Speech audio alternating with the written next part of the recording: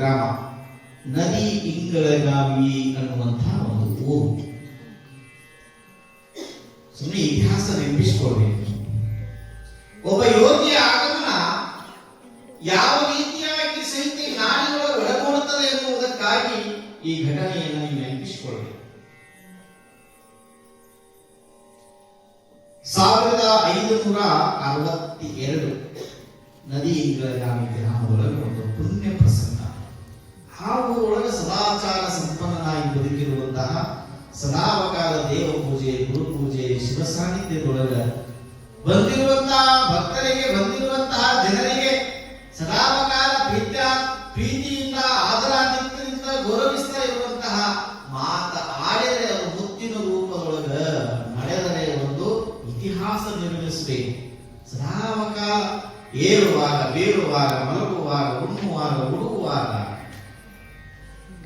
ಶಿವನ ಧ್ಯಾನದಲ್ಲಿಯೇ, ಶಿವನ ಸ್ಮರಣೆಯಲ್ಲೇ ಬದುಕನ್ನ ನಿರ್ವಹಿಸ್ತಾ ಇರುವಂತಹ ಅಪರೂಪದ ಶರಣ ನದಿ ಇಂಗಳಗಾವಿಯ ಬಸವರಾಜಪ್ಪ ಶರಣರು ಅಂತ ಬರ್ತಾರೆ. ಬಸವರಾಜ ಶರಣರು ಅಂತ ಸದಾಕಾಲ ಊರೊಳಗೆ ಏನು ದೇವಸ್ಥಾನಗಳದಾವಲ್ಲ, ಆ ದೇವಸ್ಥಾನಗಳಿಗೆ ಪ್ರತಿನಿತ್ಯ ಬ್ರಾಹ್ಮಿ ಮುಹೂರ್ತದೊಳಗೆ ಕೃಷ್ಣಾ ನದಿಯಿಂದ ಶುಚಿರ್ಭೂತನಾಗಿ ಅಲ್ಲೇ ಸ್ನಾನ ಮಾಡಿಕೊಂಡು ಎಲ್ಲಾ ದೇವರಿಗೆ ಒಂದೊಂದು ದೇವರಿಗೆ ನೀರು ಹಾಕ್ತಿದ್ದಂತ.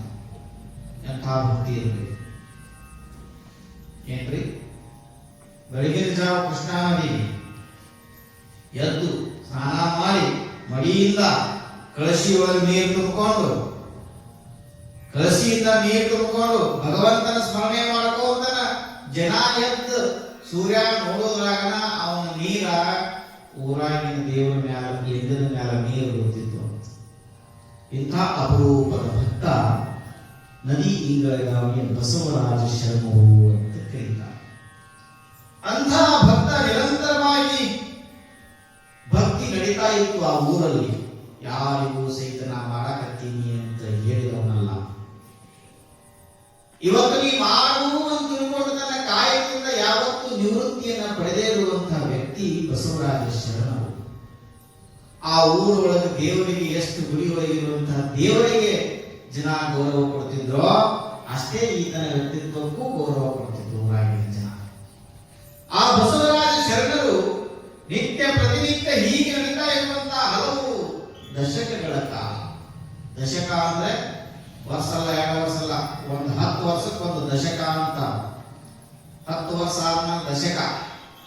ದಶಕಗಳ ಕಾಲ ಹೀಗೆ ನಿರಂತರವಾಗಿರುವಂತಹ ಸೇವೆಯನ್ನು ಮಾಡ್ತಾ ಇರುವಂತಹ ಬಸವರಾಜ ಶರಣರಿಗೆ ಒಂದು ದಿವಸ ಬ್ರಾಹ್ಮಿ ಮುಹೂರ್ತದಲ್ಲಿ ನೀರು ತರುವುದಕ್ಕೆ ಹೋಗಿರುವಂತಹ ಸಂದರ್ಭ, ದೈವಿ ಲೀಲೆ ಏನಲ್ಲಿ ಗೋಚರ ಆಗ್ತದೆ ಆ ಶರಣರಿಗೆ ಅಂತಂದ್ರೆ, ಒಂದು ಕ್ಷಣ ಯಾರು ಇಲ್ಲಂತ ಒಬ್ಬ ಪ್ರತಿನಿತ್ಯ ಬೆಳಗಿನ ಜಾವ ಹೋಗ್ತಿದ್ರಲ್ಲ, ಬಸಪ್ಪ ನಾ ಬರ್ತೀನಿ ಕರ್ಕೊಂಡು ಹೋಗು ಅಂತಿದ್ದ. ಏನು ಬಸಪ್ಪ ನಾ ಬರ್ತೀನಿ ಕರ್ಕೊಂಡು ಹೋಗಿ. ಇದ ಕೃಷ್ಣಾ ನದಿ ಒಳಗನೆ ಹೇಳಕತ್ತೀನಿ. ಏನಿದು ನಿಮ್ಮ ನೀರು ಹರಿದದ, ಈ ಕೃಷ್ಣಾ ನದಿಯೊಳಗೆ ಆಗಿರುವಂತಹ ಪವಾಡನೆ ಇದು, ಬೇರೆ ಇದು ಅಲ್ಲ.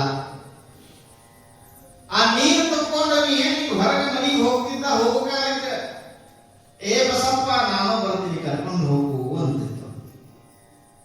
ನಿತ್ಯ ಹೀಗೆ ಅಮರವಾಣಿ ಆತನ ಕಿವಿಗೆ ರಿಂಗಣಿಸ್ತಾ ಇತ್ತು.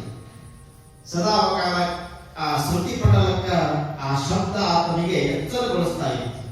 ಆ ಕಡೆ ಈ ಕಡೆ ನೋಡ್ತಿದ್ದ, ಹಿಂದೆ ನೋಡ್ತಿದ್ದ, ಮ್ಯಾಲ ನೋಡ್ತಿದ್ದ, ಕೆಳಗೆ ನೋಡ್ತಿದ್ದ. ನಸಿಕಿನ ಜಾವದೊಳಗೆ ಯಾರೇ ಸುಮ್ಮನೆ ನಾವು ಹಿಂಗ ಮೈ ಮಾಡ್ತು ಮೊಬೈಲ್ ನೋಡ್ಕೊತ ಗೋಯ್ ಜೀವ ಹೋಗಿರ್ತದೆ. ನಾವು ಎಷ್ಟೋ ಮಂದಿ ಮನ್ಯಾಗ ಹರಿ ಬಂದ ಆದ ಜೀವ ಹೋಗಿರ್ತಾವ. ಏನು ಮುಗಿದು ಹೊತ್ತ ಹರಿ ಬಂದು ಈಗ ಸದ್ಯ ಕಾಕು ಬರಲಿ ನೋಡಿ ಯಾಕೆ ಹೋಗ್ತೀರಿ ನೀವು? ಕಾಕು ಒಂದು ತಾಸು ಹೇಳೋದು ಬಂದು ಬಿಡುತ್ತೀವಿ ನಾವು. ಸುಮ್ಮನೆ ಮನ್ಯಾಗ ಲೈಟ್ ಹೋಗೋದು ಸಹಿತ ನಮಗೆ ಭಯ. ಹೌದಾ ಇಲ್ಲ? ಎಷ್ಟು ಭಯ ನಮಗೆ. ಏನಾದ್ರು ಚಲೋ ಮಾತಾಡೋ ಮುಂದೆ ಎಷ್ಟು ಮಜಾ ಅದೀವಿ ನಾವು ಅಂದ್ರೆ, 10 ಮಂದಿ ಕೂತು ಮಾತಾಡೋ ಮುಂದೆ ಹೆಣ್ಮಕ್ಳು ಕೂತು ಮಾತಾಡಿದ್ರೆ ಅದು ಕಾರಣ ಅಂತ. ಬರೀ ಹಲ್ಲಿ ಮ್ಯಾಲ ಬಿದ್ರನ ಮೈಕೆ ಕೊಡ್ಕೋತೀರ ನೀವು? ಅದನ್ನ ಹಲ್ಲಿ ಮ್ಯಾಲ ನೀರು ಬಿದ್ರ ನಿಮ್ ಮ್ಯಾಲ ಬಿದ್ದಿದ್ದಕ್ಕ ಬೇಕೆ ಜಳಕ ಮಾಡಿ ದೇವ್ರ ಗುಡಿಗೆ ಬಂದ್ರಿ, ಮತ್ತ ಅದ್ರ ಮ್ಯಾಲ ನೀವು ಬಿದ್ದಿರ ಅದ್ರ ಕಾರಣ ಮತ್ತ ಜೀವನ ಹೋಗ್ಬಿಡೋದು. ಹೌದಾ ಇಲ್ಲ? ಆ ಎಷ್ಟು ನಮ್ಮಲ್ಲಿ ಒಂದು ಕೆಲವು ನಂಬಿಕೆಗಳದಾವ ಅಂದ್ರ, ಗೊತ್ತಾಗ ಹಳಿ ಬಿತ್ತು ಅಂದ್ರ ಏನೋ ಆಗ್ತೈತಿ ಅಂತ, ಮತ್ತ ಮಾತಾಡುವಾಗ ಹಳ್ಳಿ ಮಾತು ಬಿಡ್ತಂದ್ರ ನಾ ಹೇಳಿಲ್ಲ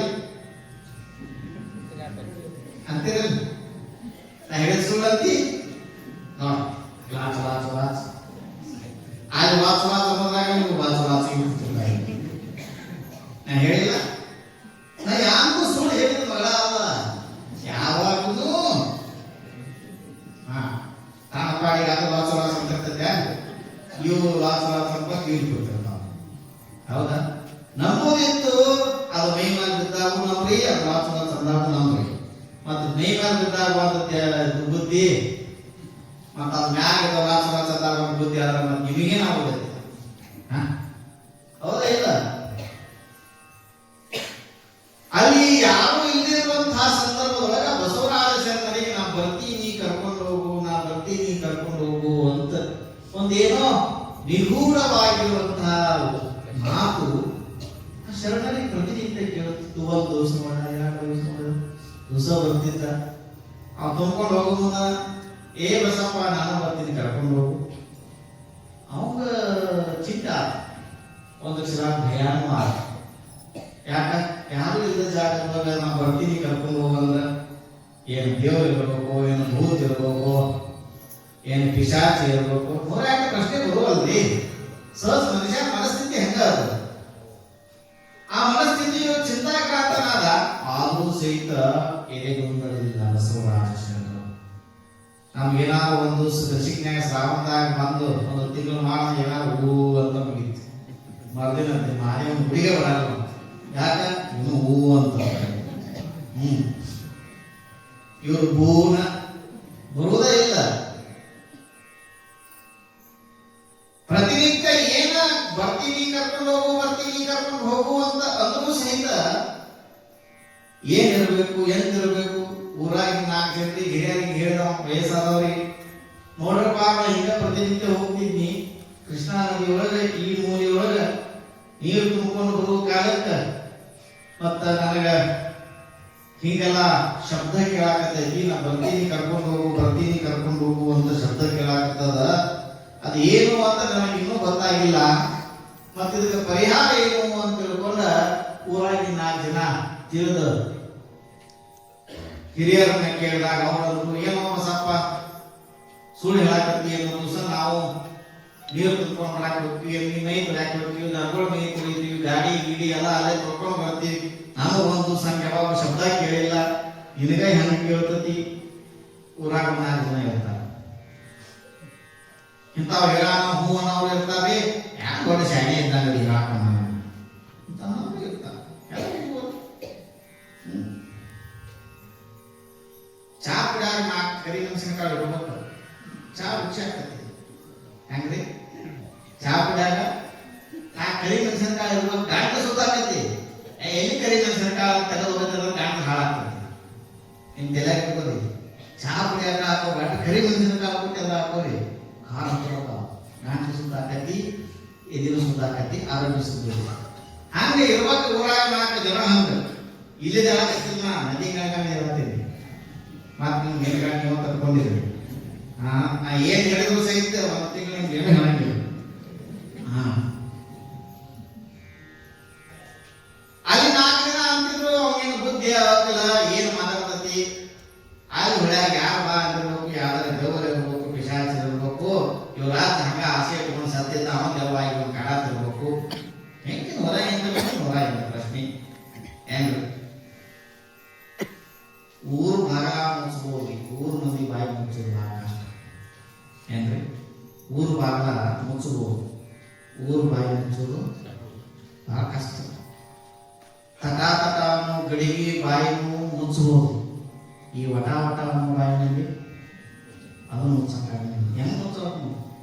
ಅದಕ್ಕೆ ಎಂಸಿಲ್ ಹಂಚರೆ ಮುಚ್ತೀವಿ, ತೆಲಿ ಕಟ್ಟವನು ತಟ ಗಡಿಗೆ ಹೊಡೆದರೆ ಸಮಾಧಾನ ಮಾಡ್ಕೋತೀವಿ. ಇದನ್ನೇ ನೋಡಿ ಯಾವ್ದಿದೆ, ಇದನ್ನ ತೆಲಿನ ಹೊಡಿಬೇಕು. ಒಮ್ಮೆ ಹ್ಯಾಂಗ ಹೊಡಿ? ಹೌದಾ ಇಲ್ಲ?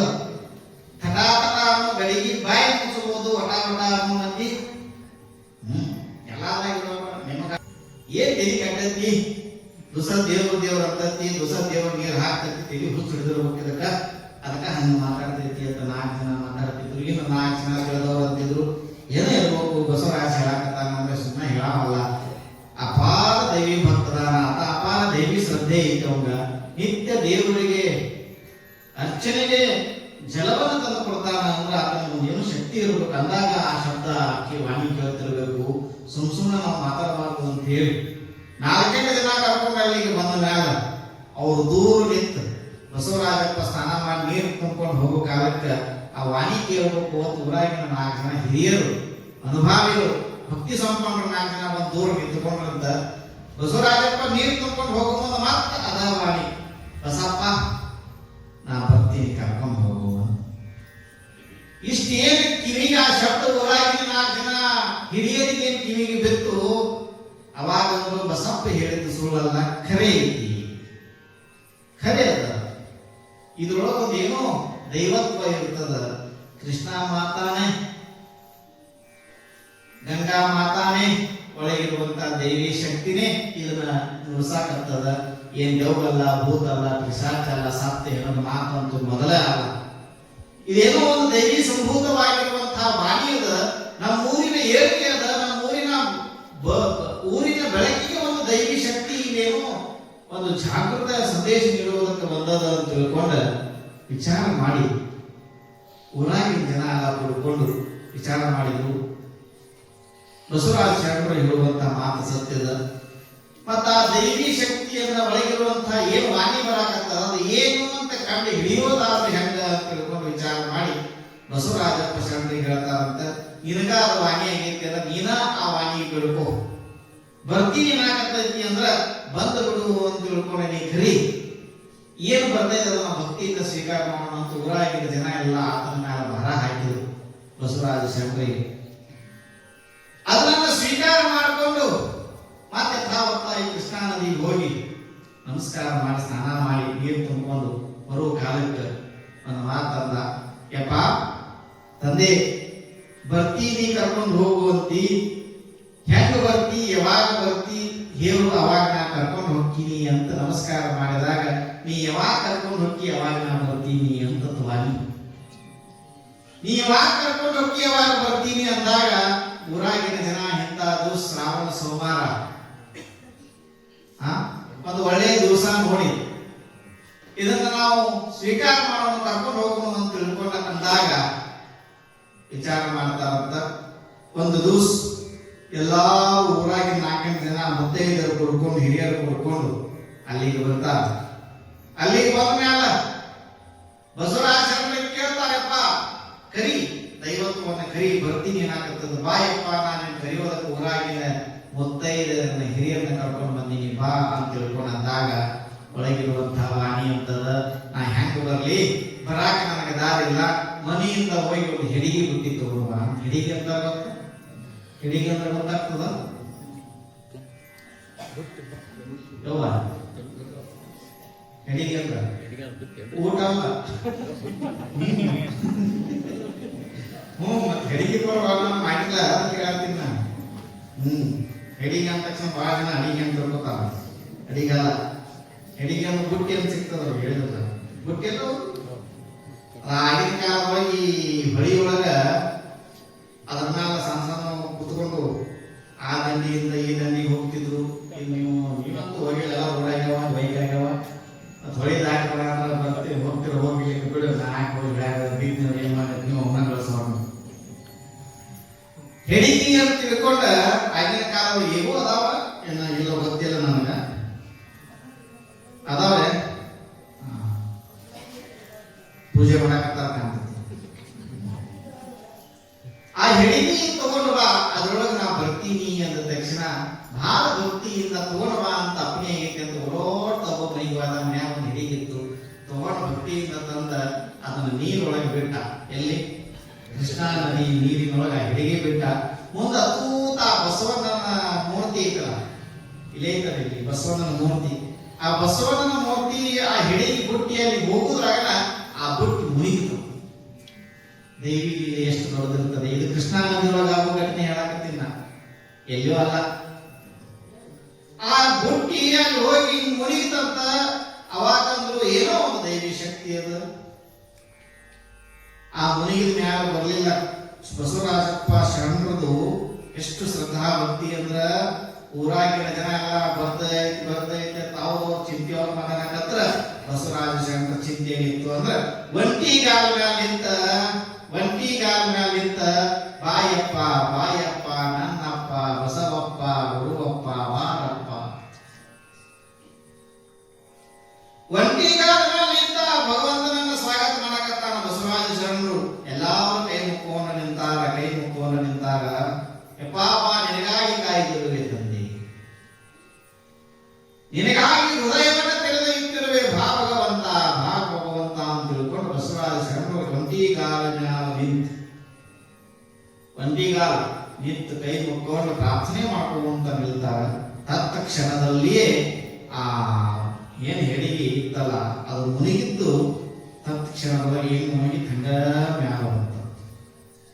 ಮ್ಯಾಲ ಬಂದಾಗ ಆ ಬುಟ್ಟಿಯೊಳಗೆ ಏನಿತ್ತು ಅಂದ್ರ ಮರಳಿನಿಂದ ಮಾಡಿರುವಂತ ಒಂದು ಮೂರ್ತಿಯಾಗಿ ಹೊರಗಡೆ ಬಂದಿತ್ತು. ಮರಳು ಅಂದ್ರೆ ಗೊತ್ತಾಯ್ತಾ? ಉಸುಕಿನಿಂದ ತಯಾರಾಗಿರುವಂತಹ ಒಂದು ಮೂರ್ತಿ. ಬಹಳ ಜನರಿಗೆ ಅದು ಏನು ಅಂತ ಗೊತ್ತಾಗ್ಲಿಲ್ಲ. ಆದರೂ ಸಹಿತ ಒಂದು ರೂಪದೂ ಸಹಿತ ಆ ಮೂರ್ತಿ ಇರಲಿಲ್ಲ. ಕೇವಲ ಮರಳಿನ ಗುಡ್ಡೆಯಾಗಿ ಆ ಬುಟ್ಟಿಯೊಳಗೆ ಮರಳಿನ ಗುಡ್ಡೆ ಆ ಬುಟ್ಟಿಯೊಳಗೆ ಬಂದ ಮ್ಯಾಲ ಅವರು ಅಂದ್ರು ಬರ್ತೀನಿ ಬಾ ಅಂದಾಗ ಬರೇ ಬರುವುದನ್ನ ನೋಡಿದ್ರು. ಚಂದ್ರ ಭಕ್ತ್ರಿ ಅಂದಾಗ ಕೆಲವು ಜನ ಏನು ಬರೀ ಉಸ್ಕ ಬಂತಲ್ಲ, ಏನು ಬರ್ತಿದ್ರಾಗ ಅಂತ ಮಾತನಾಡುವ ಸಂದರ್ಭ. ಆದರೆ ಬಸವರಾಜಪ್ಪರ ನಿಶ್ಚಲವಾಗಿರುವಂತಹ ಸದೃಢವಾಗಿರುವಂತಹ ಭಕ್ತಿ ಎಂತಹದ್ದು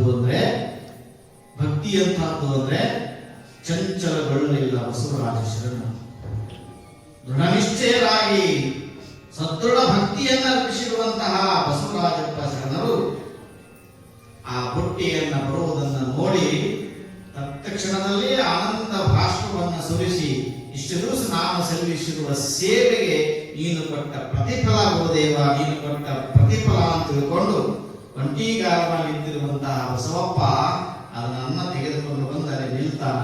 ನೀರಿನೊಳಗನ ಆ ಬುಟ್ಟಿಯನ್ನ ಇಟ್ಟು ಏನ್ ಆಕಾರ ಎಂಥ ಆಕಾರ ಯಾವುದು ಗೊತ್ತಾಗಲಿಲ್ಲ ಜನರಿಗೆ. ಅವಾಗ ಆ ಬಸವರಾಜಪ್ಪನ ಮಾತಿನೊಳಗೆ ಒಂದು ನುಡಿ ಏನಾಗ್ತದ ಅಂತಂದ್ರ, ನಾ ಸುಮ್ಮನೆ ನಾಲ್ಕಂತ ಜನರು ಇದ್ರೆ ನಾವು ಊರಿಗೆ ಬರೋಮಲ್ಲ, ನಾ ಬರುದಾದ ಊರಾಗಿನ ಮಂದೆಲ್ಲ ನಮ್ಮ ಭಕ್ತಿಯಿಂದ ಕರ್ಕೊಂಡು ಹೋಗುದಾದ ಊರಿಗೆ ಬರೋಣ ಅಂತ ತಿಳ್ಕೊಂಡು ಬಸವರಾಜ ಶರಣರ ಬಾಯಿಯಿಂದ ನುಡಿಸ್ತದ. ಮುಂದೆ ಊರಾಗಿನ ಜನ ಬಸವರಾಜ ಶರಣರ ಮಾತುಗಳನ್ನ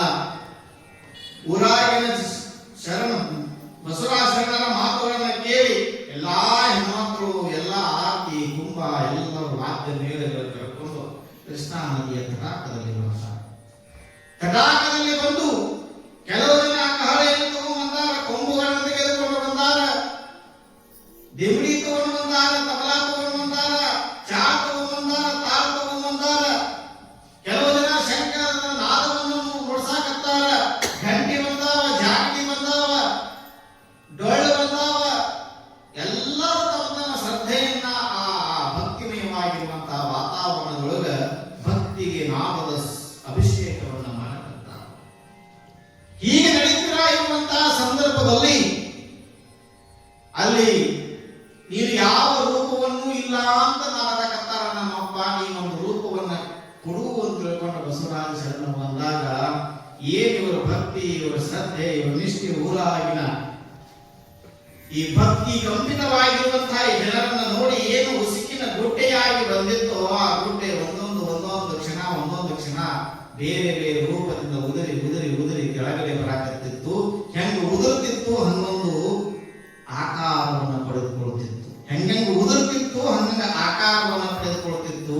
ಹೆಂಗ ಆಕಾರ ಆಗಿತ್ತು ಅಂದ್ರೆ ಬಸವಣ್ಣನ ರೀತಿಯೊಳಗ ಕಡೆಯದಾಗಿ ಬಸವಣ್ಣನ ರೀತಿಯೊಳಗ ಒಂದು ಆಕಾರವನ್ನು ಉಸುಕಿನೊಳಗೆ ಬಸವಣ್ಣ ನಿರ್ಮಾಣ ಆಗ್ತಾನೆ. ಉಸುಕಿನೊಳಗೆ ಬಸವಣ್ಣ ನಿರ್ಮಾಣ ಆಗ್ತಾನ. ಅಲ್ಲಿ ಜನ ಅಂತಾರ, ನಮ್ಮ ಅಪ್ಪ ಬಸವಪ್ಪ ಮತ್ತು ನಮ್ಮ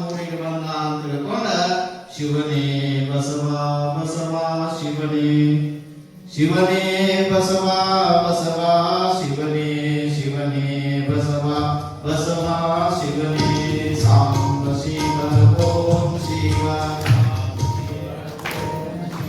ಸಾಂಬ ಶಿವ ಶಿವನೇ ಶಿವನೇ ಬಸವ ಅಂತ ತಿಳ್ಕೊಂಡು ಅತ್ಯಂತ ಶ್ರದ್ಧಾ ಭಕ್ತಿಯಿಂದ ಆ ಬಸವಣ್ಣನ ರೂಪವನ್ನು ತಾಳಿ ಅದರ ತಲೆಯ ಮೇಲೆ ಹೊತ್ಕೊಂಡು ಅತ್ಯಂತ ಭಕ್ತಿಯಿಂದ ಅದನ್ನು ಕರೆದುಕೊಂಡು ಊರಿಗೆ ಹೋಗ್ತಾರೆ. ಊರಿಗೆ ಹೋಗಿ ಒಂದು ತಾಣದಲ್ಲಿ ಬಸವೇಶ್ವರ ದೇವಸ್ಥಾನದ ರೂಪದಲ್ಲಿ ಇವತ್ತಿಗೂ ಅದಕ್ಕೆ ಹೋದವ್ರಿಗೆ ಗೊತ್ತದ. ಬಸವೇಶ್ವರ ದೇವಸ್ಥಾನ ಎಷ್ಟು ಲೀಲಾ ಶಕ್ತಿ ಅದರೊಳಗೆ ಐತಿ ಅಂದ್ರೆ ಇವತ್ತಿಗೂ ನೀವು ಹೋಗೋದು ಬೆಳಗಾವಿಗೆ ಪ್ರತಿ 12 ವರ್ಷಕ್ಕೊಮ್ಮೆ ಆ ಲಿಂಗಕ್ಕೆ ಕಂತಿ ಮಾಡ್ತಾರೆ. ಪ್ರತಿ 12 ವರ್ಷಕ್ಕೊಮ್ಮೆ ಇವತ್ತಿಗೂ ಮತ್ತೆ ಅದರೊಳಗಿರುವಂತ ಉಸುಕಿನ ಶಕ್ತಿ ಏನೈತಲ್ಲ ತನ್ನಿಂದಾನ ಅದು ಬದಲಾವಣೆ ಆಗ್ತದೆ. ಇವತ್ತಿಗೂ ಆಗ್ತದೆ. 12 ವರ್ಷಕ್ಕೊಮ್ಮೆ ಕಂತಿ ಮಾಡ್ತಾರೆ. 12 ವರ್ಷಕ್ಕೊಮ್ಮೆ ಅದನ್ನ ಬದಲಾವಣೆ ಆದ್ರೆ ಜಾಗ ಮಾತ್ರ ಬದಲಾವಣೆ ಆಗಿಲ್ಲ. ಅವ್ರಂತಾರ ನಮ್ಮೂರೊಳಗೆ ಬಸವಣ್ಣ ಬಂದಾನ ಅಂದ್ರೆ ಏನೋ ಒಂದು ಬದಲಾವಣೆ ಕ್ರಾಂತಿ ಊರಿಂದ ಆಗ್ತದ ಅಂತ ಊರಾಗಿನ ಜನ ಎಲ್ಲ ಅಲ್ಲಿ ಸಂಭ್ರಮದಿಂದ ಖುಷಿಯಿಂದ ಬಸವಣ್ಣನ ಸ್ಮರಣೆಯಿಂದ ಒಂದು ಹಬ್ಬದೋಪಾದಿಯಲ್ಲಿ ಇವತ್ತು ನೀವ್ ಹೆಂಗ ನಾಗರ ಪಂಚಮಿ ಮಾಡಿದ್ರಿ ನನಗೊಂದ ತಿಳಿದಿಲ್ಲವ. ನನಗೆ ಏನ್ ತಿಳಿಬೇಕಾಗಿತ್ತು ಕೇಳಿದ್ ನಾನು. ಈಗ ನಾನು ಇವತ್ತು ಆ ಕಡೆ ಹೋಗಿದ್ದೆ ಪ್ರಸಾದ ಅಲ್ಲೇ ಇಲ್ಲಿ ಈ ಕಡೆ ಬಳಿ ಕಡೆ ಇಲ್ಲಿ ಹೋಗಿದ್ದೆ. ಅವ್ರ ಮನೆಗೆ ಹೋಗಿದ್ದಿ. ಬರ್ಬೇಕಾದ್ರೆ ನಾಗಪ್ಪನ ಗುಡಿ ಐತಿ. ಸ್ಥಾಪನೆ ಮಾಡಿದ ನಂತರದಲ್ಲಿ ಆ ಊರೊಳಗೆ ಒಂದು ಅಪರೂಪದ ಶಿವಾನುಭವ ಚಕ್ರವರ್ತಿಗಳಾಗಿ ಸದಾಕಾಲದ ಎಲ್ಲರ ಮನಸ್ಸಿಗೆ ಅಗಾಧವಾಗಿರುವಂತಹ ಸಂಸ್ಕಾರ ಸಂಸ್ಕೃತಿಯ ಬೀಜವನ್ನ ಬಿತ್ತಿರುವಂತಹ ಒಂದು ಮನೆತನ ಅದು ಬಾಗೋಜಿ ಮಠದ ನದಿ ಇಂಗಳಗಾಮಿಯ ಬಾಗೋಜಿ ಮಠದ ರಾಚಯ್ಯ ಮತ್ತು ನೀಲಾಂಬಿಕೆ ಎನ್ನುವ ಒಂದು ದಂಪತಿಗಳು, ಅಪರೂಪದ ದಂಪತಿಗಳು. ಅವರ ಬದುಕು ಅದು ಬಹಳ ವಿಶೇಷತಮವಾಗಿರುವಂತಹ ಬದುಕು, ಬಹಳ ಆನಂದದಿಂದ ಕೂಡಿರುವಂತಹ ಬದುಕು. ಮನೆತನ ಬಡತನದಲ್ಲಿದ್ದರೂ ಸಹಿತ ಮನಸ್ಸಿನ ಭಾವದಿಂದ ಹೃದಯದ ಭಾವದಿಂದ ಯಾವ ಬಡತನವೂ ಸಹಿತ ಇರಲಿಲ್ಲ ಆ ರಾಚಯ್ಯ ಗಂಗಾಂಬಿಕೆ ದಂಪತಿಗಳಿಗೆ. ಅಂತಹ ರಾಚಯ್ಯ ಗಂಗಾಂಬಿಕೆ ದಂಪತಿಗಳು ಆ ಊರೊಳಗ ಯಾವ ರೀತಿ ಆ ಬಸವಣ್ಣನನ್ನ ಎಷ್ಟು ಶ್ರದ್ಧೆಯಿಂದ ಪೂಜಿಸ್ತಿದ್ರೋ ಅದೇ ರೀತಿ ದಂಪತಿಗಳನ್ನು ಆ ಊರಾಗಿ ನದಿ ಇಂಗಳಗಾಮಿಯ ಜನ ರಾಚಯ್ಯ ಮತ್ತು ಗಂಗಾ ನೀಲಾಂಬಿಕೆ ದಂಪತಿಗಳನ್ನ ಗೌರವಿಸುತ್ತಿದ್ರು. ಅಂತಹ ದಂಪತಿಗಳಿಗೆ ಇನ್ನೊಂದು ಮಗುವಿನ ಬಯಕೆ ಇತ್ತು. ಆ ಮಗುವಿನ ಬಯಕೆಯ ಅನುಸಾರ ಅದೇ ಬಸವಣ್ಣ ಕೆಲವು ದಿವಸಗಳ ನಂತರದಲ್ಲಿ ಆ ನೀಲಾಂಬಿಕೆಯ ಕನಸಿನೊಳಗೆ ಬಂದು ಅವ ಹೇಳ್ತಾನೆ ಏನು ಅಂದ್ರೆ, ಇಷ್ಟು ದಿವಸ ಊರಾಗಿನ ಜನ ನಾ ಬಂದು ಕುಂತಿದ್ದು ಉದ್ದೇಶ ಅಂದ್ರೆ ನನಗಾಗಿ ನಾ ಬಂದು ಕುಂತಿಲ್ಲ. ನಾ ಬಂದಿದ್ದು ಈ ಊರಿನ ದೈವತ್ವವನ್ನ, ಈ ಊರಿನ ದೈವವನ್ನ ನಾಡಿಗೆ ಬಿತ್ತರಿಸಬೇಕು ಅಂತ ನಾನು ಬಂದಿದ್ದೇನೆ. ಮರಳಿನ ರೂಪದಲ್ಲಿ ಬಂದಿದ್ದರೂ ಸಹಿತ ಒಂದು ನರನ ರೂಪದಲ್ಲಿ, ಹರನ ರೂಪದಲ್ಲಿ ನಿಮ್ಮ ಉದರದಲ್ಲಿ ಬರಬೇಕು ಅಂತ ನಾನು ಬಯಸಿ ಬಂದಿದ್ದೇನೆ. ತಾಯಿ, ನನ್ನನ್ನು ಸ್ವೀಕರಿಸು, ನಿನ್ನ ಉದರದಲ್ಲಿ, ನಿನ್ನ ಗರ್ಭದಲ್ಲಿ ನಾನು ಜನಿಸಿ ಬರ್ತೇನೆ ಅಂತ ಗಂಗಾ ನೀಲಾಂಬಿಕೆಗೆ ಆ ಬಸವಣ್ಣ ಕನಸಿನೊಳಗೆ ಬರ್ತಾನ. ಅದು ಅಪರೂಪವಾಗಿರುವಂತಹ ವಿಚಾರ. ಅಂತಹ ತಾಯಿ ರಾಚಯ್ಯ ಮತ್ತು ನೀಲಾಂಬಿಕೆಯ ಉದರದಲ್ಲಿ ಆ ಮಗು ತಾಯಿ ಗರ್ಭವತಿಯಾಗಿ 1830 ಆಹಾರದಲ್ಲಿ